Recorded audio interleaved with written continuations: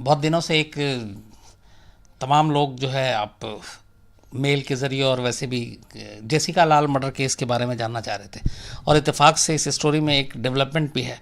कल मैंने आपको बताया था कि कैसे दिल्ली गवर्नमेंट ने बहुत सारे लोग थे जो जेल के अंदर हैं, उनको जल्द रिहाई की जो उनकी एप्लीकेशन थी उसको रद्द की। और ऐसे तीन बड़े जो चेहरे थे उनमें सुशील शर्मा और मनु शर्मा और तीसरा संजय जो प्रियदर्शनी मट्टू केस का आरोपी है, आरोपी क्या बल्कि मुजरिम है, उम्र कैद की सज़ा काट रहा है। तो मनु शर्मा की भी जल्द रिहाई की जो बात थी वो दिल्ली सरकार ने रिजेक्ट कर दी है और उसे कहा कि जेल में ही रहेगा। और जिस तरीके से इन तीनों ने अपील की थी उससे लोगों में बहुत गुस्सा भी था, क्योंकि ये तीनों केस अपने आप में काफ़ी, इसके पीछे की जो कहानी है और इस केस की सुनवाई जिस तरीके से हुई, अलग अलग फैसले आए, लोगों में गुस्सा भी था। तो मनु शर्मा जेसिका लाल केस से जुड़ा हुआ है, और जेसिका लाल केस की पूरी कहानी क्या है, ये करीब 19 साल पुराना मामला है। ये बात 29 अप्रैल 1999 की है। दिल्ली में गर्मी थी और महरौली के पास एक कुतुब कॉलोनेड इलाका है जहाँ पे एक पुरानी हवेली टाइप की जगह थी जिसको रेनोवेशन किया गया और उसको ठीक ठाक करके, और वहाँ पे एक टैमरिंड कोर्ट रेस्तरां बनाया गया। टैमरिंड कोर्ट रेस्तरां, और इसको बनाने की जो जिम्मेदारी ली थी और जो इसकी ओनर थी वो बीना रमानी, एक बहुत ही बड़ी सोशलाइट, ऊंचे हलकों में उठना बैठना, हाई सोसाइटी में लोगों से मिलना जुलना। तो उनका ये रेस्तरां था टैमरिंड कोर्ट। और साउथ दिल्ली में जो लोग रहते हैं और वो इस रेस्तरां से काफ़ी अच्छी तरीके से वाकिफ़ होंगे। ये काफ़ी पॉपुलर पार्टीज़ के लिए हुआ करती है और यहाँ पे सारे हाई सोसाइटी के लोग पहुँचते थे। और चूँकि इस टैमरिंड जो कोर्ट रेस्तरां है उसकी एक खासियत ये थी कि ये महरौली में जिस जगह पे है वहाँ से कुतुब मीनार बिल्कुल साफ दिखता है और ओपन एरिया भी है। तो लोग जनरली रात को एंजॉय करने के लिए यहाँ पे पहुँचते थे। हालांकि इस रेस्तरां के पास लिकर सर्व करने का लाइसेंस नहीं था, अप्लाई किया हुआ था लेकिन मिला नहीं था। तो चोरी छुपे भी वहाँ पे ये सारी चीज़ें हुआ करती थी। और चूँकि हाई प्रोफाइल लोग थे, बीना रमानी का अपना एक रुतबा था, तमाम ब्यूरोक्रेट्स, पुलिस अफसर सब जानते थे। बीना रमानी की जो बेटी है मालिनी रमानी, वो मॉडलिंग की दुनिया में थी और बॉलीवुड और तमाम लोगों से उनके भी अच्छे रिश्ते। और इनके जो बीना रमानी के जो हस्बैंड वो कैनेडियन, कनाडा के जो सिटीजनशिप है कनाडा के थे, और जॉर्ज मेलहोट। तो बीना रमानी, उनकी बेटी मालती रमानी और जॉर्ज मेलहोट, ये तीनों मिलकर ये टैमरिंड रेस्तरां को चलाते थे।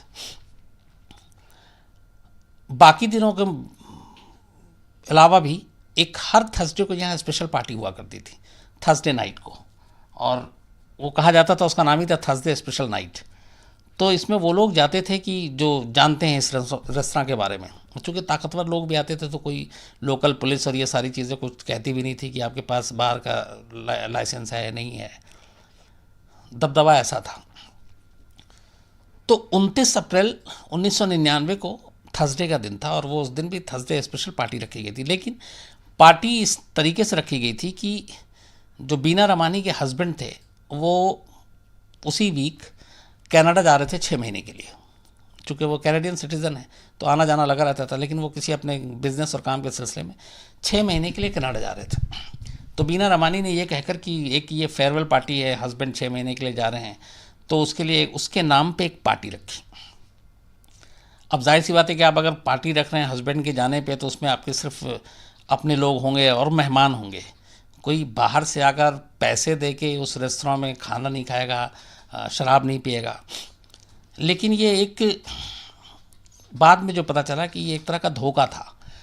एक्चुअली इसी नाम पे कभी किसी के फेयरवेल पे, कभी किसी के बर्थडे पे, कभी किसी के गेट टुगेदर के नाम पे वहाँ पार्टी रखी जाती थी। लेकिन उस पार्टी की खासियत ये होती थी कि जो खास लोग हैं उनके अलावा जो लोग बाहर से आते थे जिन्हें पता था कि यहाँ पार्टी होती है, तो वो एक खुफिया कूपन होता था।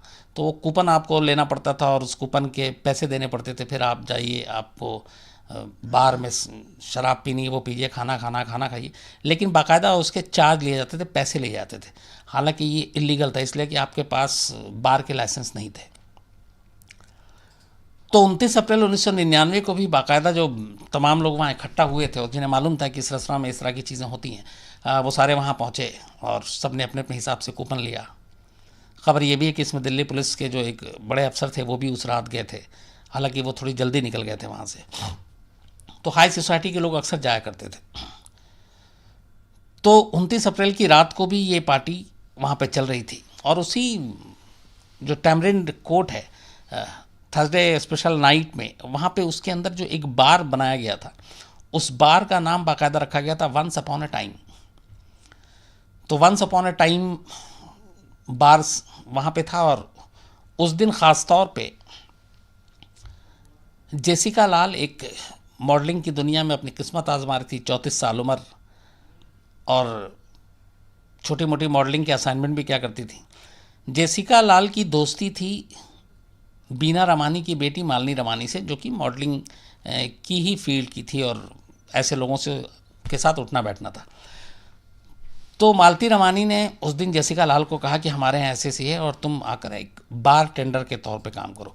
तो ऐसे जो बड़ी पार्टीज़ होती हैं हाई सोसाइटी की, तो उसमें जो ड्रिंक सर्व करते हैं वो भी आम वेटर्स और वो उस तरह के नहीं होते हैं, बल्कि थोड़े बड़े लोग, मॉडल, इस तरह के लोगों को खड़ा किया जाता है ताकि उससे थोड़ा सा आपका माहौल भी बदले और ये लगे कि हाँ ये बड़े लोगों की पार्टी है। तो 2 मॉडल उस दिन ऐसे थे जिनको बार मेट कहें आप या बार टेंडर कहें की जिम्मेदारी सौंपी गई थी। उनमें एक जेसिका लाल थी और दूसरा नाम था एक शायन मुंशी। शायन मुंशी भी मॉडलिंग की दुनिया में अपनी किस्मत आजमा रहा था और कई छोटे मोटे मॉडलिंग के असाइनमेंट भी किए थे और फिर फिल्मों में भी काम करने की कोशिश कर रहा था। तो शायन मुंशी और जेसिका लाल उस थर्सडे की रात को टैमरिन कोर्ट के अंदर उस पार्टी में मेहमानों को ड्रिंक सर्व कर रहे थे। इधर दूसरी तरफ उसी टैमरिन कोर्ट से लगभग 15 से 18 किलोमीटर की दूरी पर एक साउथ दिल्ली में न्यू फ्रेंड्स कॉलोनी इलाका है। ये ओखला जामिया यूनिवर्सिटी जो है उससे जस्ट पास में उसके। तो उस दिन मनु शर्मा, सिद्धार्थ वशिष्ठ असली नाम है, एलियस मनु शर्मा। मनु शर्मा हरियाणा के एक ताकतवर मंत्री विनोद शर्मा का बेटा, और उस वक्त वो हरियाणा कांग्रेस में जनरल सेक्रेटरी के पद पे थे। विनोद शर्मा पॉलिटिशियन होने के अलावा काफ़ी दौलतमंद, उनका अपना पूरा बिजनेस का वो चेन चलता, होटलों का चेन है उनका। तो विनोद शर्मा का बेटा मनु शर्मा उस दिन उसको चंडीगढ़ जाना था, क्योंकि चंडीगढ़ में उस घर है और चंडीगढ़ में सारा जो बिज़नेस एक तरह से हेडक्वार्टर का है वहीं है। तो मनु शर्मा को जाना था उस थर्सडे को ही चंडीगढ़, लेकिन वो चंडीगढ़ नहीं जाता बल्कि वो पहुंच जाता है रात को न्यू फ्रेंड्स कॉलोनी में। और न्यू फ्रेंड्स कॉलोनी में असल में उसका एक दोस्त रहता था जिसका नाम था अमरिंदर सिंह कोहली उर्फ टोनी। टोनी जो था वो कोका कोला कंपनी की जो बॉटलिंग प्लांट का जीएम के तौर पे यहाँ काम कर रहा था और न्यू फ्रेंड्स कॉलोनी में उसी की कोठी थी जहाँ वो रहता था। तो मनु शर्मा पहुँचता है न्यू फ्रेंड्स कॉलोनी रात करीब 7-8 बजे। वहाँ पे उसको टोनी मिलता है। टोनी के साथ एक और उसका दोस्त था, उसका नाम था आलोक खन्ना। ये टोनी का दोस्त था। और थोड़ी देर के बाद विकास यादव भी वहाँ पहुँच जाता। विकास यादव डीपी यादव का बेटा, जो जेल में है और जिसकी मैंने आपको पूरी कहानी सुनाई थी अभी। तो ये 4 लोग बैठ के वहाँ ड्रिंक कर रहे होते हैं न्यू फ्रेंड्स कॉलोनी में टोनी के घर पे। ड्रिंक करने के बाद अचानक रात करीब 11, सवा 11 का वक्त होता है और फिर ये चारों, उसमें मनु शर्मा चूँकि पहले भी बीना रमानी के रेस्तरां में जा चुका था, तो वो कहता है कि टैमरिन कोर्ट चलते हैं, आज थर्सडे नाइट स्पेशल है। तो वो तीनों तैयार हो जाते हैं। फिर ये चारों 2 अलग अलग गाड़ियों में महरौली पहुँचते हैं न्यू फ्रेंड्स कॉलोनी से, और उस वक्त रात 12 से ऊपर का वक्त हो चुका था। वहाँ जाते हैं, ये लोग कूपन लेते हैं। कूपन लेने के बाद Manu Sharma once upon a time जो बार था वहाँ पे जाता है, और उस वक्त जेसिका और वहाँ पे शायन मुंशी दोनों मौजूद थे। और चूँकि उस वक्त तक उस दिन भीड़ बहुत थी, गेस्ट ज़्यादा थे, तो ड्रिंक सब खत्म हो चुका होता है। कुछ बचे हुए थे जो शायद कुछ ख़ास मेहमानों ने अपने लिए रखवाया, बीना रमानी या उनके हस्बैंड ने रखवाया हो कि कुछ और गेस्ट लेट तक रुकेंगे तो उनको सर्व करना है, या कुछ और आने वाले थे। लेकिन ये था कुल मिला के कि ख़त्म हो चुका था, बहुत कम लिमिटेड बचा हुआ था। तो मनु शर्मा काउंटर पर जाता और वो जेसिका से कहता है कि उसको ड्रिंक चाहिए। अब जेसिका मना कर देती है, कहती कि टाइम ओवर हो गया और अब ड्रिंक है भी नहीं। तो उससे 1-2 बार रिक्वेस्ट करता है तो वो नहीं देती। फिर वो पैसे निकालता और अपने पर्स से 1000 रुपये देता है जेसिका को कि मुझे सिर्फ एक पैक दे दो तुम, और उसके लिए तुम 1000 ले लो। जबकि वो कूपन ऑलरेडी ये लोग ले चुके थे, मतलब पैसे उसके ज़्यादा दे रहा था वो। तो जेसिका फिर उसको कहती है कि ये आप मुझे पैसे मत दिखाओ और मुझे नहीं है मतलब नहीं है। तो ऑलरेडी ये चूँकि पिछले 3 घंटे से सब चारों ड्रिंक कर रहे थे न्यू फ्रेंड्स कॉलोनी के घर में, तो थोड़ा हाई था, नशे में था मनु शर्मा। उसके बाद वो अपने .22 बोर का जो उसका लाइसेंसी रिवॉल्वर था वो निकालता है और जेसिका को धमकाता है रिवॉल्वर दिखाकर, और कहता है कि आप ड्रिंक दो। तो वो जब फिर मना करती है तो उसको और धमकाने के लिए, और चूँकि तीनों दोस्त खड़े हुए थे और बाद में उसने कहा कि उसे लगा कि उसकी इंसल्ट हो रही है, तो एक फायर करता है सीधे छत पे, जिस जगह पे जेसिका खड़ी थी उसके ठीक ऊपर में वो रिवॉल्वर का मुंह ऊपर करता है और फायर कर देता है। फायर करने के बाद फिर कहता है कि अब दे दो नहीं तो फिर तुमको गोली मार देंगे। जेसिका को लगता है कि ऐसे नशे में यूं ही है और बोल रहा है। जेसिका फिर रिफ्यूज़ कर देती है। इस बार जैसे ही वो रिफ्यूज़ करती है तो वो सीधा रिवॉल्वर का मुंह छत की बजाय वो जेसिका की तरफ लाता है और फायर कर देता है। गोली सीधे कनपट्टी में लगती है जेसिका को। जैसी गोली लगती है तो वो गिर पड़ती है वहीं पे। शायन मुंशी और वहाँ पे मौजूद था उसके बराबर में। अब जब गोली लगती है तो यहाँ पे ये तीनों, ये भी जो टोनी डीपी यादव का जो बेटा विकास यादव और आलोक खन्ना उसका दोस्त, ये तीनों मौजूद थे। उसके बाद उन्हें एहसास हुआ कि ये क्या हो गया। तीनों घबराते हैं और अचानक वहाँ पार्टी से निकलते हैं। अच्छा, म्यूज़िक का शोर और तमाम चीज़ें थी तो बहुत सारे लोगों ने वो गोली की आवाज़ सुनी भी नहीं थी। लेकिन उधर जेसिका गिर पड़ती है और ये तीनों वहाँ से धीरे से खिसकते हैं। जब तक शायन मुंशी शोर मचाता है और बाकी लोग जो और थे वहाँ पे, तो लोग अफरा तफरी में भागते हैं, इधर उधर आते हैं। उसी अफरा तफरी का फ़ायदा उठाकर ये चारों वहाँ से बाहर निकलता है और बाहर निकलने के बाद उस रेस्तरां से बाहर भाग लेते हैं। इधर फिर बीना रमानी और तमाम लोग आते हैं। उसके बाद देखते हैं कि जेसिका लहूलुहान ज़मीन पे है। उसको फ़ौरन उठा के एक पास के आका अशलोक हॉस्पिटल था वहाँ ले जाते हैं। तो वहाँ डॉक्टर देखता है और कहता है कि नहीं, इनको आप कहीं और ले जाओ। तो फ़ौरन फिर अपोलो हॉस्पिटल ले जाया जाता है। लेकिन तब तक ब्लीडिंग इतनी हो चुकी थी, गोली सीधे कनपट्टी से सर में लगी थी। तो अपोलो पहुँचते पहुँचते जेसिका की डेथ हो चुकी होती है और डॉक्टर ब्रॉड डेड उसको डिक्लेयर कर देते हैं। अब ये सारी चीज़ें इधर हो गई। इधर ये लोग बाहर भागते हैं और 2 अलग अलग ग्रुप में भागते हैं। विकास यादव और टोनी ये अलग और मनु शर्मा बिल्कुल अलग। तो मनु शर्मा सबसे पहले वहाँ पे ही जाकर बाहर निकल के महरौली में एक सुनसान जगह पे वो पैदल ही भागा रहा था और वो उस रिवॉल्वर को एक जगह पे छुपा देता है मट्टी के नीचे। और फिर वो निकलता है, फिर फ़ोन पे आपस में बात करते हैं। फिर वो उसको पिक करता है। फिर वो पिक करने के बाद वापस थोड़ी देर के बाद आते हैं उसी जगह पे जहाँ पे इसने रिवॉल्वर छुपाया था। उसका एक दोस्त था जो यूएस से आया था, वो उससे उस रिवॉल्वर को बोलता है कि निकालो यहाँ पे, वो निकाल के देता है। फिर कहता है तुम इसको कहीं डिस्ट्रॉय कर देना। ये कहने के बाद बाकी सब अलग अलग चले जाते हैं और विकास यादव मनु शर्मा को लेकर अपने घर गाज़ियाबाद में, इसका घर है डीपी यादव का, वहाँ पहुँचता है और रात ये लोग वहीं रहते हैं। और फिर जिस सफारी कार में ये लोग थे वो अगले दिन नोएडा में लावारिस बरामद होती है। उसके बाद फिर सब अलग अलग भाग जाते हैं क्योंकि मालूम था कि ये मामला बड़ा है। इधर पुलिस इन्वेस्टिगेट करती है मामले की, बयान दर्ज होते हैं, सब कुछ होता है, अखबारों में सुर्खियाँ आती हैं, तमाम जगहों पे खबरें। दिल्ली में एक मॉडल का इस तरह से मर्डर, वो भी कातिल के तौर पे जिसका नाम आ रहा वो एक बड़े बाप का बेटा, हाई सोसाइटी। फिर उसमें बहुत सारी चीज़ें आई कि ये रेस्टोरेंट कैसे चल रहा था जबकि लाइसेंस इसके पास था नहीं बार का। तो ये जितनी भी चीज़ें थी, फिर 1-2 पुलिस अफसर के ऊपर उंगली उठी कि वो पुलिस अफसर भी वहाँ मौजूद थे। बट उन्होंने बाद में कहा कि नहीं, मैं वो इस हादसे से पहले जा चुका था। ब्यूरोक्रेट्स, बड़े बड़े इंडस्ट्रियलिस्ट, मतलब सारे रईस लोग उस पार्टी में लगभग जमा थे। गरीबों के लिए ये पार्टी थी भी नहीं, उनके जा भी नहीं सकते थे वो। तो ये धीरे धीरे फिर खबरें आनी शुरू हुई। तो उसके बाद प्रेशर पड़ा, फिर इन लोगों के नाम, चूँकि शुरुआत में बताए गए थे कौन था क्या था, तो तलाश शुरू हुई और सारे भाग गए। फिर एक एक करके इन लोगों को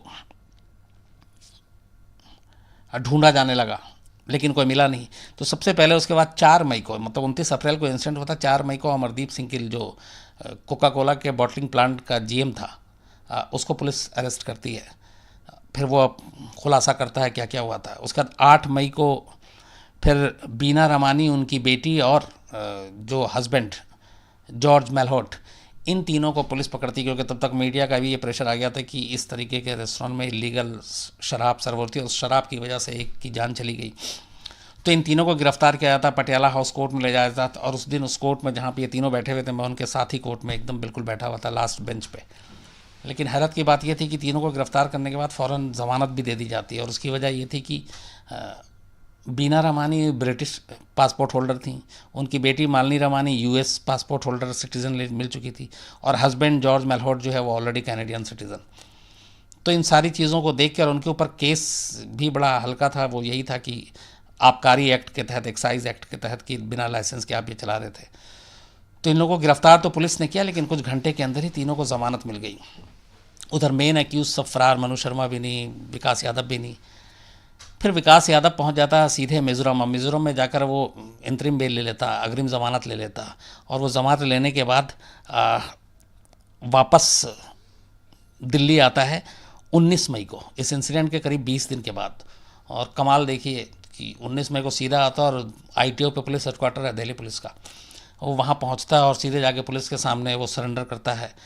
तो पुलिस को लगता है कि चलो अरेस्ट करेंगे, लेकिन उसके बाद फिर वो जो मिज़ोरम कोर्ट का वो दिखाता अग्रिम ज़मानत का, तो पुलिस को लगता है कि नहीं, अरेस्ट नहीं कर सकते हैं। तो पुलिस उसको कुछ घंटों के बाद ही पीएचक्यू से जाने देती है। लेकिन फिर उसको सितंबर 30 मई को दोबारा पकड़ती है।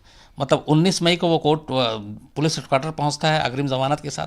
उसके बाद पुलिस उसको 11 दिन तक छोड़े रखती है। 30 तारीख को उसको दोबारा गिरफ्तार करती है। इस बीच मनु शर्मा भी जो है, अपने आप को प्रेशर इतना था फैमिली पे और तमाम लोग, तो मनु शर्मा भी सरेंडर कर चुका होता है। तो अब कायदे से ये जो चारों थे और आलोक खन्ना ये सब अरेस्ट हो चुके होते हैं। फिर धीरे धीरे तमाम लोगों के नाम आते हैं। उसमें टोटल करीब 9 लोगों के नाम आते हैं जो अलग अलग तौर पे इनको भागने में मदद की, इनको शेल्टर दिया। उनमें एक नाम क्रिकेटर युवराज सिंह के जो फादर योगराज सिंह हैं उनका भी था, और उनको भी एक्यूज़ बनाया गया कि आपने इन जो मुजरिम हैं इनको आपने कैसे छुपने में और सबूत, मतलब पुलिस तक इन्फॉर्म नहीं किया, तो वो भी नाम था। तो ये सारी चीज़ें हुई। उसके बाद ये पुलिस ने करीब 3 महीने के अंदर चार्जशीट दाखिल करनी होती है। तो 3 अगस्त 1999 को दिल्ली पुलिस ने चार्जशीट दाखिल की। लेकिन जब तक ये मामला चला 3 महीने में, जो दिल्ली पुलिस के जो एसएचओ इस पूरे मामले की जांच करता, महरौली पुलिस स्टेशन का, वो लगातार रडार पे था। शुरू से ये था कि ये चूँकि बड़े लोग इसमें इन्वॉल्व हैं, बड़े लोगों के बच्चे इन्वॉल्व हैं, तो पुलिस किसी भी तरह इस केस को हशप करने की कोशिश कर रही है और केस को कमज़ोर कर रही है। और ये चीज़ बहुत जल्दी सामने भी आ गई। जब चार्जशीट दाखिल हुई उसके बाद ये कोर्ट में मामला गया, और कोर्ट में मामला जाने के बाद जो ट्रायल कोर्ट, वहाँ पे ये करीब 6 साल तक मुकदमा चला। और 6 साल के बाद 21 फरवरी सन 2006 को दिल्ली के ट्रायल कोर्ट ने इन 9 के 9 लोगों को बरी कर दिया। जबकि मनु शर्मा के खिलाफ 302 का मामला दर्ज किया गया था, बाकी के खिलाफ सबूत मिटाने और शेल्टर देने, ये सारी चीज़ों का, जिसमें विकास यादव और तमाम लोग थे। लेकिन लोअर कोर्ट ने हैरत अंगेज़ तौर पर 2006 में इन 9 के 9 लोगों को बरी कर दिया, जिसके बाद ही ये सवाल उठा था कि दिन नोबडी किल्ड जेसिका, जिस पे फिल्म भी बनी। और याद है कि जब ये फिल्म बनी थी और इस फिल्म को जब रिलीज़ किया जाना था, तो उससे पहले इस फिल्म की दिल्ली में ही रिव्यू थे, और उस पर रिव्यू पे उस वक्त जिन लोगों ने इसको कवर किया था, इस पूरे इंसिडेंट को, तो ऐसे 5-6 जर्नलिस्ट को बुलाया गया था फिल्म देखने के लिए, जिसमें इसके डायरेक्टर और तमाम लोग थे, और उसमें एक मैं भी था। तो मैंने वो फिल्म देखी थी, और फिल्म के बाद तब सेंसर बोर्ड की चेयरमैन थी अपनी सैफ अली ख़ान की मदर शर्मिला टैगोर। तो हम लोगों ने साथ फिल्म देखी। उसके बाद सबसे रिपोर्ट ली गई तो उसमें एक दो चीज़ें थी जो मैंने भी मेंशन किया था कि ये यहाँ पे ये गलत दिखाया गया, वो पुलिस को लेकर था। तो खैर कोर्ट ने जब ये सबको बरी कर दिया तो हंगामा मचा और उसके बाद बड़ा तेज़ गुस्सा आया लोगों में और उसके बहुत देश भर में विरोध प्रदर्शन हुए। जो जेसिका की बहन है सबरीना लाल, वो आगे आई, उन्होंने फिर लड़ाई शुरू की और वो बहुत ही ब्रेव लेडी हैं। सबरीना लाल के साथ मैंने काफ़ी वक्त गुजारे और एक जो CID शो आता है उसमें ब्रेवरी अवार्ड दिया जाता है, तो उसके ज्यूरी मेंबर में हम लोग दोनों शामिल थे, मैं वो और फारूक शेख। तो हम लोग मुंबई में 2 दिन साथ ही थे। तो उस दौरान भी मैंने पूरी कहानी समझने की कोशिश की थी, लेकिन वो लगातार सालों तक इस अपनी बहन के लिए, इंसाफ के लिए लड़ाई लड़ी थी। तो खैर जब लोअर कोर्ट का फैसला आता है तो उसके बाद गुस्सा बहुत तेज़ होता है, फिर दिल्ली पुलिस पे उंगली उठती है। तो दिल्ली पुलिस के तब के जो कमिश्नर थे वो फिर कहते हैं कि अगर हमारी पुलिस ने इसमें गलत किया है जानबूझ के, क्योंकि लोअर कोर्ट ने पुलिस पे कमेंट्स किया था कि दिल्ली पुलिस ने इस पूरे मामले की जांच ईमानदारी से नहीं की और उसने काम जो किया है वो अक्यूज़ को बचाने का किया, ये जजमेंट में था। तो दिल्ली पुलिस की फजीहत हुई तो दिल्ली पुलिस के कमिश्नर को सफाई देनी पड़ी। उन्होंने कहा कि हम इसकी इंक्वायरी करेंगे और जो भी इसमें दोषी होगा हम उसको छोड़ेंगे नहीं। और सबसे ज़्यादा रडार पे जो है वो SHO जो आई हो जिसने पूरे मामले की जांच की थी, महरौली थाने के। उसके बाद चूँकि देश भर में हंगामा प्रदर्शन शुरू हुआ, जुडिशरी के ही लोग, रिटायर्ड चीफ जस्टिस, तमाम ऐसे लोग सामने आने लगे। तो फिर दिल्ली पुलिस ने फरवरी में ये फैसला आता और मार्च में हाई कोर्ट में एक पिटीशन दाखिल करती है और इस फैसले के खिलाफ चैलेंज करती है। मार्च में हाई कोर्ट इसको एक्सेप्ट करती है और फिर हाई कोर्ट ये कहती है कि इसकी ट्रायल जो है वो बहुत तेज़ी से होनी चाहिए और डे टू डे हियरिंग होनी चाहिए। तो 25 दिन तक लगातार इसकी ट्रायल हुई, तमाम गवाह, विटनेस, सबको फिर से बुलाया गया और 25 दिन तक सारी ये कवायद पूरी हुई। फिर अदालत ने अपना वक्त लिया केस को समझने में और आखिरकार लोअर कोर्ट के फैसले के ठीक 8 महीने के बाद लोअर कोर्ट ने अपना फैसला 21 फरवरी 2006 को सुनाया था, जिसमें 9 के 9 लोगों को बरी कर दिया गया था, including Manu Sharma. High court ने 20 दिसंबर सन 2006 को, मतलब लोअर कोर्ट के फैसले के ठीक 8 मिनट के बाद, 3-4 लोगों को जो बरी किया, लेकिन जो मेन मनु शर्मा उसको उम्र कैद की सज़ा सुनाई और हाईकोर्ट ने कहा कि सफिशिएंट एविडेंस है कि मनु शर्मा उस रात वहाँ मौजूद था और उसने ही गोली चलाई और उसने ही जेसिका को मारा है। साथ में विकास यादव और गिल और 2 तीसरे, उन सबको 4-4 साल कठोर परिश्रम की सज़ा सुनाई, जेल की 4-4 साल की, बट मनु शर्मा को उम्र कैद की सज़ा दी गई। ये 2006 में हुआ। तो अब जब ये कोर्ट ने सज़ा सुनाई और कोर्ट ने साथ में लोअर कोर्ट के जो जज ने फैसला सुनाया था उनके खिलाफ बहुत ही कड़ी टिप्पणी भी की कि बीना रमानी जो इस पूरे मामले में जो होस्ट थी, जिनके रेस्टोरेंट में ये सब कुछ हुआ था, उन्होंने बयान दिया था कि हाँ उस रात मनु शर्मा की मौजूदगी वहाँ थी, ये लोग आए थे, तो ये सारी चीज़ें, और आखिरी बार जेसिका के पास वही था, ये सारे सबूत काफ़ी थे। लेकिन हुआ क्या था कि लोअर कोर्ट में जब ये मामला गया था तो लोअर कोर्ट में 2-3 चीज़ें अजीब हुई। एक, इस केस से जुड़े हुए जितने अहम गवाह थे वो सब होस्टाइल हो गए, वो सब बदल गए। जैसे शायन मुंशी जिसने कहा था कि हाँ मैंने देखा था इसको, वो कोर्ट में जाके कह रहा है कि मैंने देखा तो था, लेकिन उसने ये कहा था कि मैंने गोली चलाते हुए देखा और उसकी गोली से ये मरी है जेसिका। ये शायन मुंशी का शुरुआती स्टेटमेंट था। लेकिन बाद में जब वो कोर्ट में उसकी गवाही की बारी आई तब उसने कहा कि मुझे नहीं मालूम, मैंने ये सब तो कहा नहीं, मुझे हिंदी नहीं आती और जो पुलिस ने लिखा मुझसे बस कहा साइन कर दो तो मैंने साइन कर दिया, पर ये सब मैंने नहीं कहा और मैं हिंदी बोल ही नहीं पाता हूँ। तो वो पलट गया। दूसरी एक और थ्योरी उसने दे दी वहीं पे कि जब अदालत ने पूछा कि फिर आपने क्या देखा था 29 अप्रैल की रात को, तो उसने कहा कि हाँ मनु शर्मा आया था, उसने ड्रिंक मांगी थी और ये मनु शर्मा था, पर इसने गोली चलाई थी, वो छत पे चलाई थी धमकाने के लिए, सिर्फ जेसिका को नहीं चलाई थी। जेसिका को जो गोली लगी वो किसी और ने चलाई थी। अब वो कौन था, तो उसके बारे में अजीब अजीब बयान कि वो लाइट रंग का शर्ट पहने हुआ था, हाफ बाजू की शर्ट थी ये वो, और वो कभी वो बंदा मिला ही नहीं, ना पहचाना गया जिसके बारे में वो कह रहा था। वो एक काल्पनिक कैरेक्टर था जिसके बारे में बोल रहा था। तो अच्छा, वो पिस्टल कभी लाइफ में बरामद नहीं हुआ जिससे गोली चली थी। तो अदालत में ये मामला ये उलझ गया कि जेसिका लाल पे दो अलग अलग बंदूक से गोली चली। एक गोली जो चलाई मनु शर्मा ने वो तो छत पे लगी, जेसिका को लगी नहीं, और दूसरी जो चलाई थी वो जेसिका को लगी, लेकिन दूसरी जो जिसने चलाई वो कौन है ये पुलिस साबित नहीं कर पाई। दूसरा एक और यहाँ पे ये हुआ कि जो दो खोखे मिले थे स्पॉट से जो चलाए थे मनु शर्मा की बंदूक से, बंदूक तो बरामद हुई नहीं थी, लेकिन उन खोखों की जब फॉरेंसिक जांच की गई तो उस जांच रिपोर्ट भी अजीब आ गई कि ये दोनों खोखे दो अलग अलग बंदूक से चले। अब अदालत के सामने ये कि ये दो बंदूक की जब थ्योरी आ गई और फॉरेंसिक रिपोर्ट ने भी अपनी पहली रिपोर्ट में कह दिया कि ये दोनों खोखे जो मिले हैं ये दो अलग अलग पिस्टल से चले हैं, तो फिर वो शायन मुंशी के बयान पे भी थोड़ा यकीन करना पड़ा। तो इन सारी चीज़ों की वजह से अदालत ने, लोअर कोर्ट ने इन सबको बरी कर दिया। हाई कोर्ट ने इसका उल्टा किया। हाई कोर्ट में कि से पहले भी जजमेंट से एक दो और बड़े इंपॉर्टेंट चीज़ हुई जिसमें मीडिया का बहुत बड़ा रोल रहा। एक तो ये रहा कि तहलका ने एक स्टिंग ऑपरेशन किया, और तहलका ने स्टिंग ऑपरेशन जो किया वो शायन मुंशी का किया, और शायन मुंशी के पास तहलका की टीम ये बनकर गई कि इसको एक फिल्म में कास्ट करना हीरो के तौर पे। तो शायन मुंशी बड़ा खुश, और ये बंगाल का रहने वाला शायन मुंशी। तो जो अंडर कवर रिपोर्टर है उसने कहा कि लेकिन एक प्रॉब्लम ये है कि ये फिल्म तो अच्छी है लेकिन आपकी तो हिंदी अच्छी है नहीं, तो आप डायलॉग डिलीवरी कैसे करेंगे। तो वो फ़ौरन बोला कह रहे मेरी हिंदी बहुत अच्छी है, आप मुझे कोई भी डायलॉग बोल दीजिए मैं बोलता हूँ। और वो स्टिंग ऑपरेशन के दौरान उसको कई डायलॉग दिए गए, उसने धारा परवाह हिंदी बोली।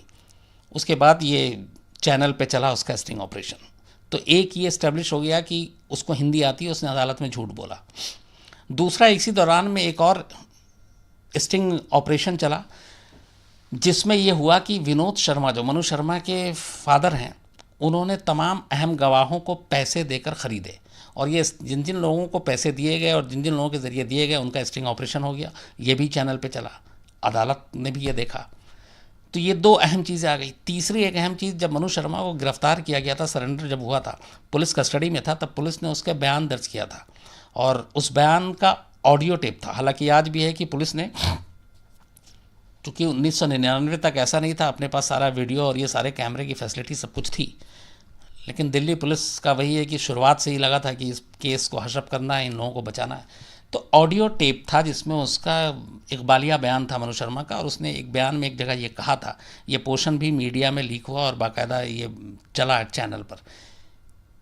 उसने माना कि हाँ जेसिका लाल को उसने गोली मारी थी और जेसिका लाल का कत्ल उसने किया। तो पूछा गया कि ऐसा क्यों किया, तो उसने कहा मैं उससे ड्रिंक मांग रहा था, वो लगातार मना कर रही थी, मैंने उसको 1000 रुपये का नोट दिया फिर भी उसने मना किया, मेरे दोस्त मेरे साथ थे, तो मुझे बहुत वो शर्मिंदगी महसूस हुई, बेइज्जती महसूस हुई कि ये मुझे कैसे मना कर सकती है ड्रिंक देने से, बस इसी गुस्से में मैंने मार दिया। तो ये ऑडियो टेप था, दिल्ली पुलिस का इकबालिया बयान, जो बाद में चैनल में आया, लोअर कोर्ट का जब फैसला आ चुका था उसके बाद। तो ये सारी चीज़ें जब सामने आई, उसके अलावा फिर फॉरेंसिक रिपोर्ट जब आई तो पता चला कि कुछ फॉरेंसिक लैब के लोग भी इसमें दिल्ली पुलिस के नेक्सस से या जो भी कहें वो भी मिले हुए थे, इसलिए उन्होंने गलत रिपोर्ट बनाई कि ये दो अलग अलग पिस्टल से गोली चली है, जबकि दोनों खोखे एक ही पिस्टल से गोली चली थी। तो उस फॉरेंसिक की जांच में भी पता चला कि वहाँ पे भी घालमेल हुआ था। मतलब आप साजिश का लेवल देखिए कि कहाँ कहाँ तक दिल्ली पुलिस ने जिस तरीके से पूरी जांच की, गवाहों को तोड़ा मरोड़ा गया, गवाह खरीदे गए, फॉरेंसिक रिपोर्ट तक बदलवा दी गई। बट हाई कोर्ट ने कहा कि ये दुनिया जानती है कि ये कत्ल किसने किया, और इसलिए लोअर कोर्ट को बहुत सारे ऐसे सबूत थे जिस पर छोड़ना नहीं चाहिए, लेकिन लोअर कोर्ट ने फिर भी छोड़ा। तो उसके बाद हाई कोर्ट ने फिर उम्र कैद की सज़ा सुना दी 2006 में। इसके बाद फिर अपील की मनु शर्मा ने सुप्रीम कोर्ट में इस फैसले के ख़िलाफ़। सुप्रीम कोर्ट ने 2010 में हाई कोर्ट के फैसले को बरकरार रखा और कहा कि नहीं, ये उम्र कैद ही होगी, और उम्र कैद मीन 14 और 20 साल नहीं, उम्र कैद मतलब जब तक इसकी उम्र है तब तक ये जेल में रहेगा। तो ये पूरा मामला शायद कब का दफन हो चुका होता, ख़त्म हो चुका होता, अगर इसमें आम लोग आगे ना आते, अगर इसमें मीडिया ने अपना रोल ना प्ले किया होता ईमानदारी से, तो शायद जेसिका के कातिल कभी पकड़े भी नहीं जाते। और इस केस में एक और भी अहम चीज़ है जो मैंने आपसे पहले भी शायद कभी कहा था कि ये मामला 1999 में हुआ था। 1999 में विकास यादव को इसी मामले में अरेस्ट किया गया था, लेकिन अरेस्ट करने के बाद, ये 30 मई 1999 को अरेस्ट हुआ था, सितंबर में इसको ज़मानत मिल गई थी 1999 में, और सितंबर में ज़मानत पे मिलने के बाद जब ये ज़मानत पे बाहर था तभी नीतीश कटारा मर्डर केस हुआ था। जो जी विकास यादव की बहन है जिसके साथ नीतीश कटारा को प्यार हुआ, वो शादी करना चाहता था, इसे ये रिश्ता मंजूर नहीं था। तो विकास यादव ने जेसिका लाल मर्डर केस में जमानत पर बाहर रहते हुए दूसरा क्राइम किया था, और वो था नीतीश कटारा का मर्डर, जिसके लिए अब वो उम्र कैद की सज़ा काट रहा है। जेसिका लाल में उसे सिर्फ 4 साल की सज़ा हुई थी, कायदे से वो 2003 तक रिहा हो चुका होता, लेकिन जमानती ज़िंदगी पर बाहर आकर उसने एक दूसरा कत्ल किया। तो अब यहाँ पे भी एक बड़ा सवाल आता है कि क्या ऐसे ज़मानत देते हुए लोगों की ये फितरत या आदत, उनका नेचर, ये सब देखना चाहिए या नहीं देखना चाहिए, एक बहस की बात हो सकती है। लेकिन ये ज़मानत पे आकर उसने नीतीश कटारा का केस किया, अगर उसे ज़मानत ना मिलती तो शायद नीतीश कटारा की जान भी ना जाती। तो खैर सुप्रीम कोर्ट ने फिर फैसला सुनाया, उम्र कैद की सज़ा हो गई, और आज भी मनु शर्मा जेल में है। लेकिन उसके बाद भी देखिए आप, फिर कई बार मनु शर्मा को पेरोल मिला। एक बार तो कुछ लोगों ने मनु शर्मा को एक पार्टी में देखा, मतलब उम्र कैद की सज़ा हो चुकी है, वो भी सुप्रीम कोर्ट से भी, और वो पार्टी कर रहा था।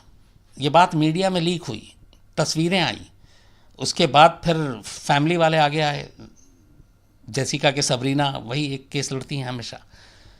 तो फिर आनन फानन में पेरोल जो है वो रद्द किया गया। उससे पहले पता चला कि जब तब उसको पेरोल मिल रहा था। अब किसके दबाव में, किसकी वजह से, क्या बड़े लोग या पावरफुल लोगों को इतनी आसानी से ये सारी सुविधाएं मिलती हैं, ये सवाल, ये शक इसीलिए पैदा होता है हमेशा।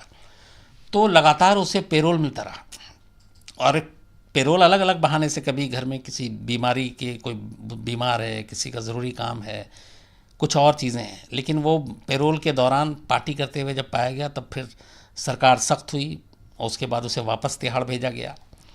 अब भी वो तिहाड़ में है। लेकिन इसमें लेटेस्ट डेवलपमेंट एक ये हुई थी कि वही सबरीना लाल जो पिछले 12-13 साल तक अपनी बहन के इंसाफ के लिए लड़ती रहीं, अचानक 3 महीने पहले उनका एक स्टेटमेंट आता है कि करीब 12 साल ये जेल में काट चुका है मनु शर्मा, और अब जेल में वो सुना है कि सुधरने लगा है, अच्छा काम कर रहा है, जेल के लोगों को पढ़ाता लिखाता भी है, बाकी कैदियों को। तो इसलिए अगर उसे जल्दी रिहाई मिलती है तो हमें कोई ऑब्जेक्शन नहीं है, हमें कोई आपत्ति नहीं है। ये सबरीना लाल का स्टेटमेंट था। और ये ज़रूरी है कि जब ऐसे लोगों को अर्ली रिहाई के लिए अगर कोई अपील की जाती है तो जिससे केस जुड़ा हुआ उसकी फैमिली की राय ज़रूर ली जाती है। तो यहाँ पे सबरीना ने भी जब ये कहा कि ऑब्जेक्शन नहीं है तो इसको लेके बड़ा एक, मतलब मेरे जैसे शख्स को भी बड़ी हैरानगी हुई थी कि जो अपनी बहन के कातिल को कड़ी से कड़ी सज़ा मिलते हुए देखना चाहती थी, वो अचानक कैसे बदल गई और क्यों चाहती है कि वो बाहर आ जाए। इस सवाल का जवाब तो खैर नहीं मिला, लेकिन ये सबरीना लाल ने दिया था। हालांकि दिल्ली गवर्नमेंट ने वो परसों उसकी अर्ली रिहाई की जो अपील है उसको रिजेक्ट कर दिया है। तो कुल मिला के अब भी जो है वो जेल में है और उम्र कैद की सज़ा मिली हुई है। अब इसमें टोटल जो है करीब 100 लोगों की गवाही हुई थी, और यकीन मानिए इनमें से ज़्यादातर लोग सब पलट गए। और कोर्ट में आने के बाद सारे ही, बल्कि जो स्ट्रिंग ऑपरेशन था उसमें यह था कि कैसे कैसे विनोद शर्मा एक एक गवाह को चुन कर, पहचान कर, अलग अलग लोगों के ज़रिए उस तक पैसे पहुंचा जा रहे हैं। दिल्ली पुलिस के जो लोग थे उनको कैसे मैनिपुलेट किया गया, फॉरेंसिक लैब तक में जो काम कर रहे हैं उन तक पहुंचा गया। तो ये पूरा एक केस कई मानों में इसलिए अहम है, एक कि लोअर कोर्ट किस आसानी से बरी कर देती है जबकि बहुत सारे पुख्ता सबूत हैं। दूसरा, दिल्ली पुलिस कैसे इन्वेस्टिगेशन करती है, कैसे वो बड़े बाप के बिगड़े बच्चों को बचाने के लिए एड़ी चोटी का जोर लगा देती है।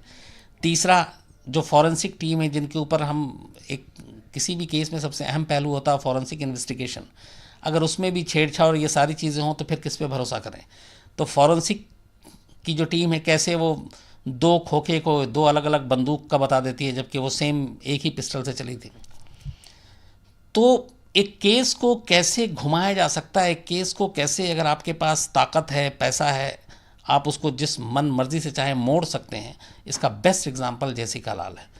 लेकिन ऊपर वाले का शुक्र है कि जो गलती लोअर कोर्ट से हुई, जो गलती और बेईमानी दिल्ली पुलिस ने की, जो गलती और बेईमानी तमाम गवाहों ने की, फॉरेंसिक से जुड़े हुए लोगों ने की, उन सब को दुरुस्त करते हुए पहले हाई कोर्ट और फिर सुप्रीम कोर्ट ने मनु शर्मा को उसके किए की सज़ा दी और आज भी वो जेल में है। तो ये थी पूरी जेसिका लाल की खबर। इससे अगर जुड़ी हुई आपके पास कोई भी आपको लगता हो कि इसमें कुछ चीज़ें रह गई है और वो सवाल, तो आप मुझे लिखिएगा और मैं उसका ज़रूर जवाब दूंगा। सर एक सवाल है कई लोग आपको बर्थडे विश कर रहे हैं और उनके बीच में बहुत झगड़ा हो रहा है कि क्या सच में है कि नहीं है। और मोहित भट्ट जी हैं, वो कार्लोस मोटोस का नहीं है बर्थडे, आपने गलत आईडी पढ़ ली। मोहित भट्ट साहब और मुझे ये बता रहे हैं कि बहुत सारे लोगों के बीच में बहस चल रही है कि आज मेरा बर्थडे है। मुझे नहीं मालूम ये अफ़वाह कहाँ से उड़ी। नहीं, मेरा आज कोई बर्थडे नहीं है। मेरा जो बर्थडे है वैसे एक ये तरीका भी होता है कई लोगों का कि पूछने का कि कब है बर्थडे। मजाक कर रहा हूँ, लेकिन मेरा 3 जनवरी होता है। अब साल नहीं बताऊँगा आपको, लेकिन 3 जनवरी है। कैप्रिकॉन हूँ, तो अभी बर्थडे में काफ़ी वक्त है। दूसरी सवाल, अग्रिम जमानत क्या होती है, बता दीजिए सर। एक सवाल, अग्रिम ज़मानत क्या होती है? कभी मैं आपको डिटेल में बताऊंगा, लेकिन ज़मानत 3 तरह की होती है। एक बेसिक जिसको हम ज़मानत कहते हैं, बेल, एक अग्रिम ज़मानत और एक अंतरिम ज़मानत।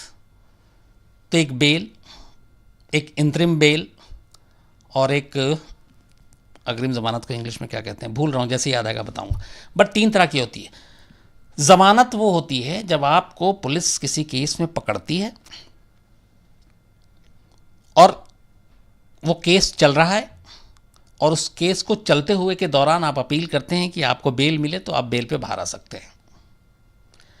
अग्रिम ज़मानत वो होती है कि आपको ये एक डर है या आपको ये लगता है कि मुझे किसी मामले में ये पुलिस गिरफ्तार कर सकती है, कोई मुझे फंसाने के लिए भी गिरफ्तार करा सकता है, कोई मेरे ऊपर झूठा इल्ज़ाम लगा सकता है और आपको ये 100% है कि आप पुलिस आपको अरेस्ट करेगी।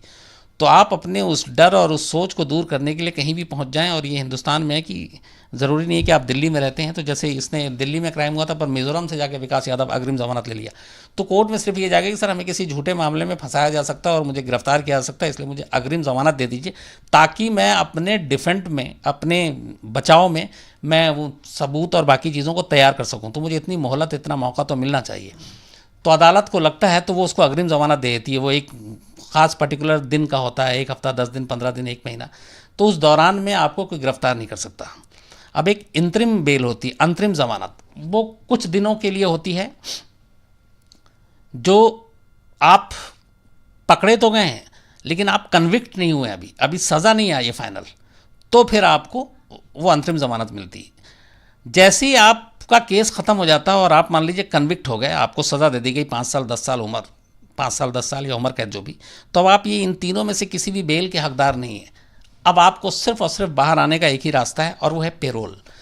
पेरोल जो है वो सिर्फ और सिर्फ ह्यूमैनिटेरियन ग्राउंड पे ही मिलता है, मानवीय आधार पर। जैसे आपके घर में मैं पकड़ा गया हूँ, कोई बीमार है, कोई शादी है बहन की, किसी की, या फिर किसी की डेथ हो गई है, तो ऐसे मामलों में पेरोल मिलता है उनको जो सज़ा याफ्ता कैदी होते हैं, जो सज़ा काट रहे हैं, चाहे वो उम्र कैद की हो या 10 साल की हो या 15 साल की हो। तो ये बेल में और पेरोल में ये बेसिक फ़र्क है। सर एक सवाल है हाँ। कि अमित त्यागी का, अगर कोई जमानत पर है हाँ। और जमानत के बाद उसे वापस अरेस्ट किया जाता है, वापस लिया जाता है, तो पता कैसे चलता है ऑफिशियल्स को, जो हायर अथॉरिटी होती है, कि जो इंसान जमानत पे गया था वो वापस आ गया? किन का सवाल है? सर अमित अमित का सवाल है कि कोई ज़मानत पे बाहर आता है फिर वापस जाता है तो कैसे पता चलता है। अब बड़ा सिंपल सा है इसमें कि जो ज़मानत मिलती है तो उसकी एक मियाद होती है, ज़मानत की एक टाइम फ्रेम होता है कि आपको इतने दिन की ज़मानत मिली, 15 दिन, 20 दिन, 1 महीना। तो जैसे ही वो पूरा होगा आपको वापस अपने आप को जेल में सरेंडर करना है, जाना है वापस। अगर आप नहीं जाते हैं तो फिर ये माना जाएगा कि आप भगोड़े हैं। इसका 2 नुकसान है। फिर आप कभी पकड़े गए तो आप जब नेक्स्ट टाइम ज़मानत के लिए अपील करेंगे तो आपका ये रिकॉर्ड उस वक्त सामने आ जाएगा कि पिछली बार ज़मानत दी थी और ज़मानत में ये भाग गया, वापस टाइम पे नहीं आया, मियाद ख़त्म हो गई थी, तो अब अगली बार भी भाग सकता है, इसलिए तुम्हें ज़मानत नहीं मिलेगी।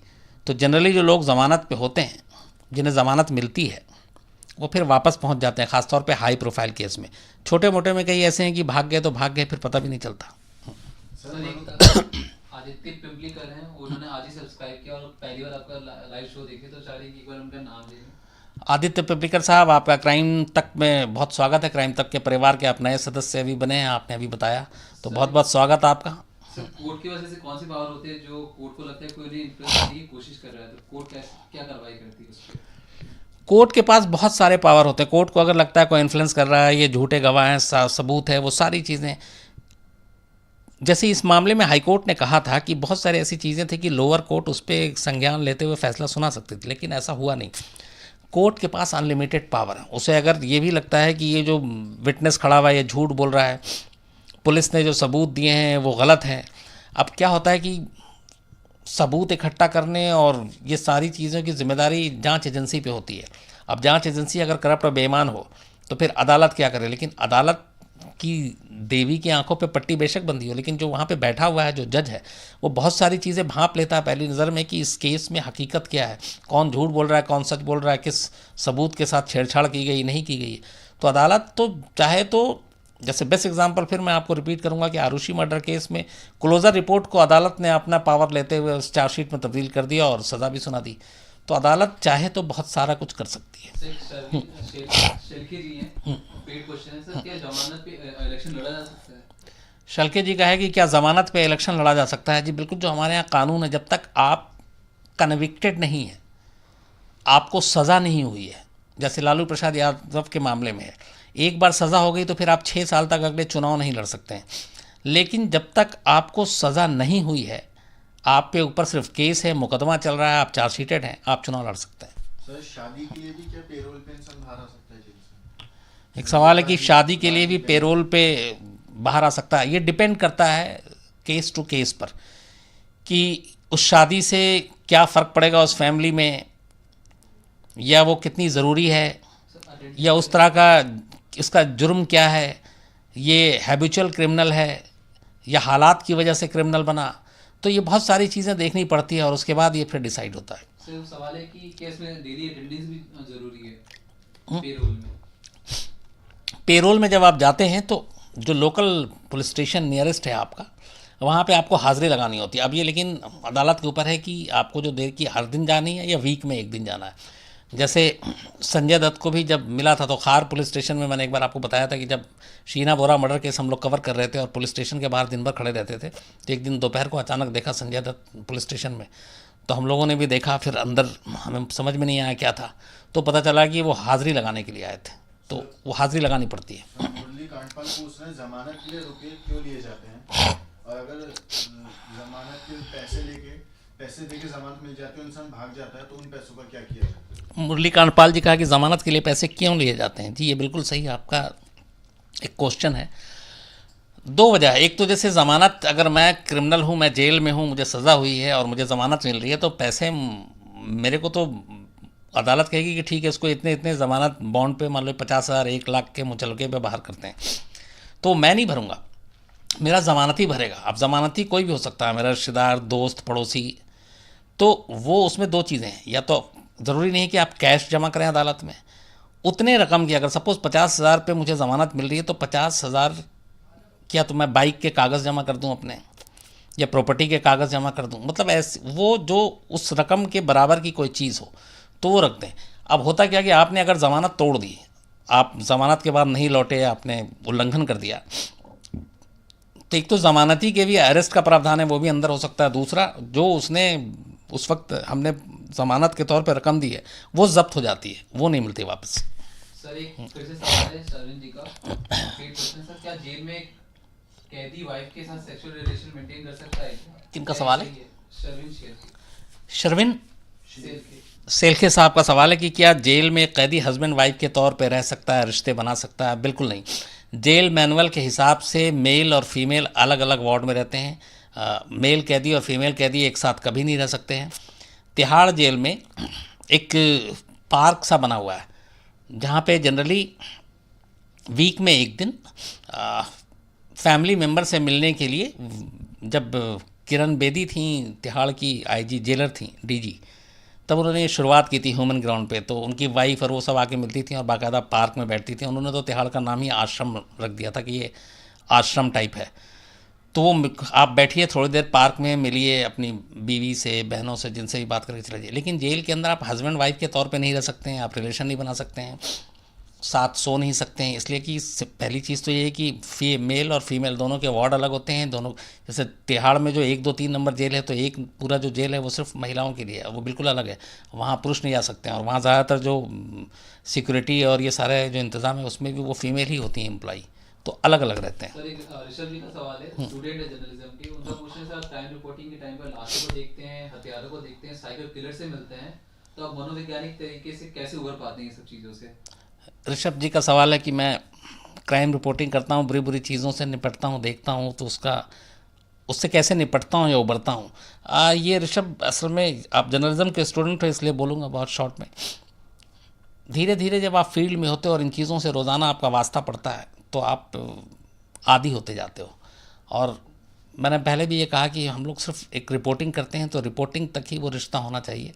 इन चीज़ों को, इन नेगेटिव चीज़ों को, इन बुरी चीज़ों को जैसे ही आपका ख़त्म होता है काम, आप जब घर जाते हैं तो उसको घर के बाहर ही छोड़ के जाना चाहिए, वरना आपकी लाइफ पे, पर्सनल लाइफ पे भी इसका असर पड़ता है। लेकिन एक वक्त आपको धीरे धीरे सिखा देता है कि कब, कहाँ, क्या, किस में रहना है और कब इन चीज़ों को पीछे छोड़ के आगे जाना है। सर 2 सवाल है यूसुफ जफर जी का। पूछे सर, आपको कभी किसी ने घूस दिया है या उस पे किसी ने आपको ऑफर कुछ किया है? सर दूसरा सवाल है कि सही बताइए आप। यूसुफ ज़फ़र साहब का कि क्या मुझे किसी ने रिश्वत दी या ऑफ़र किया? जी, कई बार दिया है। और एक तो इसकी बड़ी इंटरेस्टिंग कहानी है, लेकिन लंबी कहानी है। जब मेरे जेब में पैसे भी नहीं थे और मुझे उधार लेके किसी वेटर से ही चाय के पैसे देने पड़े, क्योंकि रिश्वत लेने से मैंने मना कर दिया था और उसमें बहुत बड़ी बड़ी चीज़ें शामिल थी। वो कभी मैं फुर्सत में सुनाऊंगा पक्का। सर एक रौनक जी का सवाल है सर, जेसिका की बहन को कहीं पैसे तो ऑफर नहीं किए गए थे जिसकी वजह से वो बोल रही है कि इसको रिहा कर दिया है? रौनक जी का सवाल है कि क्या जेसिका की बहन जो सबरीना है वो, उन्हें पैसे वैसे तो नहीं दिए गए? देखिए रौनक साहब, ये तो मैं नहीं बता सकता क्योंकि मैं सच्चाई से वाकिफ़ भी नहीं हूँ, लेकिन मुझे पर्सनली बड़ा शौक़ लगा था क्योंकि 1999 के बाद से मैं सबरीना लाल से करीब नहीं तो नहीं 40-50 बार तो मिल चुका हूँ। उनके घर जा कर इंटरव्यू किया। मुंबई में जैसे मैंने बताया अवार्ड फंक्शन में हम लोग साथ थे, 2 दिन फ्लाइट में भी साथ थे। और जिस तरीके की वो बातें करती हैं, जिस तरीके की लड़ाई उन्होंने लड़ी, बड़ी मतलब तकलीफ़ में भी, और इस पूरे कैंपेन को चलाने में उनका बहुत बड़ा रोल रहा है। बट अचानक अब मनु शर्मा की रिहाई को लेके जो उनकी स्टैंड, उनका जो सोच था, उसने मुझे चौंकाया। अब इसके पीछे की वजह क्या है ये बेहतर वही जानती हैं। सर शर्लिन जी का फिर से सवाल है sir, thoughts on Tilak Nagar sexual harassment please. Arvind, अच्छा शर्विन साहब का तिलक नगर कौन सा? सेक्सुअल हरासमेंट का केस बताएं, आपके क्या विचार हैं इस पे? तिलक नगर का कौन सा? अभी अश्विन साहब मैं एक बार इसको थोड़ा सा और, क्योंकि बहुत सारे ऐसे केस हो गए हैं, लेकिन इसके बारे में मुझे अभी डिटेल मतलब कंफ्यूज हूँ कौन सा केस है ये, तो मैं आपको बताऊंगा फिर ज़रूर। सर एक लास्ट क्वेश्चन कि आप ओपन जेल क्या होता है? हाँ, एक क्वेश्चन है कि ओपन जेल क्या होता है। जो लोग ओपन जेल कायदे से उन लोगों के लिए होता है जिनको सिर्फ और सिर्फ उस ओपन जेल में रहने के लायक वही लोग होते हैं जिन्हें उम्र कैद की सज़ा मिली हुई है। अब आप लगातार जेल में हैं, आपका चाल चलन बहुत अच्छा है, आपका बिहेवियर बहुत अच्छा है, आप जेल के सारे रूल्स को फॉलो करते हैं, तो एक तो होता है कि जेल के अंदर शाम होते ही आपका बैरक बंद, सारी चीज़ें बंद और जेल मैनुअल का पूरा पालन करना। एक ओपन जेल का मतलब ये है कि आप एक तरह से आज़ाद हैं। सुबह आप 10 बजे बाहर जा सकते हैं नौकरी करने के लिए, शाम को जो जेल के टाइम में 5 सूरज डूबने से पहले आप वापस आइए, आप वहाँ अपनी फैमिली को रख सकते हैं, आप वहाँ शादी कर सकते हैं। बेस्ट इसका, कभी आप लोगों में से कुछ लोग अगर जयपुर में रहते हों तो मैं जयपुर में गया हूँ, वहाँ का बहुत शानदार ओपन जेल है और मैंने उस पर पूरा शो बनाया और अच्छा वो आज मुझे किसी ने याद दिलाया, तो मैं इस शो को डालूंगा भी क्राइम तक पर। तो वहाँ ऐसे ऐसे मुझे केस मिले कि 3-3 मर्डर जिसके ऊपर, और पता चला कि वो सुबह वहाँ जाता है 10 बजे नौकरी करता है और शाम को आता है और उसके पास सफारी गाड़ी है, सफ़ेद नेता जैसे कुर्ता पजामा पहनकर एकदम स्मार्ट, और पता चला वो उम्र कैद का सज़ा मिली हुई। लेकिन ये ज़्यादातर ओपन जेल में ऐसे लोगों को रखा जाता है जिनका बिहेवियर अच्छा हो, और नंबर 2 वो हैबिचुअल क्रिमिनल नहीं है। अंडरवर्ल्ड ये जो माफिया उस हालात की वजह से, जैसे मैं जिस 3 कत्ल की जिस आदमी की बात कर रहा हूँ, उसने तीनों कत्ल अपने फैमिली का किया था और वो भी बदले में किया था। उसकी फैमिली में को किसी ने मार दिया तो उसने उन लोगों को बदला लेने के लिए, ज़मीन जायदाद के लिए अचानक, और उससे पहले उसका कोई क्रिमिनल बैकग्राउंड नहीं था। तो ओपन जेल का मतलब ये है कि आप हैं तो जेल की चारदीवारी के अंदर, लेकिन एक आम जैसे आप अपनी नॉर्मल ज़िंदगी जीते हैं, फैमिली, बच्चों के साथ, घर का खाना खाना, ये सारी चीज़ें ओपन जेल में आपको पूरी फैसिलिटी है। बस ये है कि आपका टाइम का बाउंडेशन है, इतने बजे तक आप बाहर जाएंगे, आप बाहर नौकरी भी कीजिए और फिर वापस आएँ। ओपन जेल का कंसेप्ट इसलिए भी है कि ताकि ऐसे लोगों को जो समाज में दोबारा इस्टेब्लिश किया जा सके, समाज उन्हें अपना सके। तो ये कंसेप्ट बहुत अच्छा है, लेकिन यहाँ पे बहुत सोच समझ के दिया था कि किन किन लोगों को ओपन जेल में रखना है और किन को नहीं रखना है। सर, 3 सवाल है फटाफट, सब पेड क्वेश्चन है। सर, केशव बरासर हैं, वो पूछ रहे हैं इसमें रेयरेस्ट ऑफ रेयर केस में ही क्या फांसी की सजा होती है? ये केशव जी का सवाल है कि क्या रेयरेस्ट ऑफ रेयर केस में ही फांसी की सज़ा होती है। बिल्कुल, असल में ये कि फांसी मतलब ये कि ऐसी चीज़ें नहीं हुई, ये हो ही नहीं सकता है। अब कैसे इसको एग्जाम्पल दें, तो आप तंदूर कांड से ले लीजिए। तंदूर कांड का पहला पार्ट ये है कि हस्बैंड वाइफ में झगड़ा होता है, हस्बैंड को शक था सुशील शर्मा को नैना साहनी पे और उसने उस शक में गोली चला दी, वो मर गई। ये रेयरेस्ट ऑफ रेयर नहीं है। ऐसे हस्बैंड वाइफ में पता नहीं कितने झगड़े हुए, कितने कत्ल हो गए। लेकिन दूसरा पार्ट ये था कि उसने उस बॉडी को तंदूर में डाल दिया। अब ये रेयरेस्ट ऑफ रेयर हो गया। लेकिन अदालत ने इसको ये माना कि बेसिक क्या है इस पूरे क्राइम में, बेसिक ये है कि एक मर्डर हुआ है, कत्ल हुआ है। तो कत्ल कैसे हुआ है? कत्ल नॉर्मल हुआ है, उसने गुस्सा हुआ, उसको वाइफ पे शक था, उसने गोली चला दी, तो ये चीज़ें उसके हक में गई, इसलिए उसको फांसी नहीं हुई। हाँ, कत्ल के बाद लाश छुपाने के लिए जो किया उसने वो बहुत ही विभत्स था, लेकिन वो चूँकि मौत के बाद हुआ इसलिए उस पर थोड़ी सी छूट मिल गई। तो रेयरेस्ट ऑफ रेयर मतलब ऐसी चीज़ें जो अजीब हो तभी फांसी होती है। सर, शर्विन जी का फिर से पेड क्वेश्चन है। सर, क्या कोई जेल में सजा काट रहा हो तो उसकी फैमिली का खर्च कैसे चलेगा? और सर, दूसरा पेड क्वेश्चन है अश्विनी जी का। शर्विन जी का ये है कि कोई जेल में सज़ा काट रहा हो तो उसके घर का खर्च कैसे चलेगा। देखिए, जो उसने जुर्म किया है तो जाहिर सी बात है कि उस जुर्म की सज़ा उसे मिलेगी।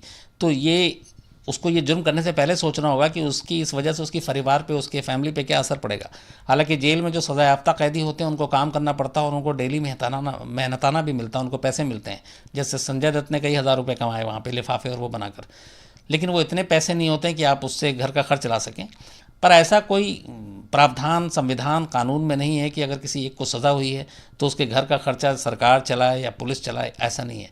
वो फिर इसीलिए कहते हैं कि क्राइम एक करता है, बेशक सज़ा वो अकेला काट रहा हो, लेकिन उसका पूरा परिवार उस सज़ा में बराबर बराबर का शरीक होता है। पूरे परिवार के लिए वो एक सज़ा होती है।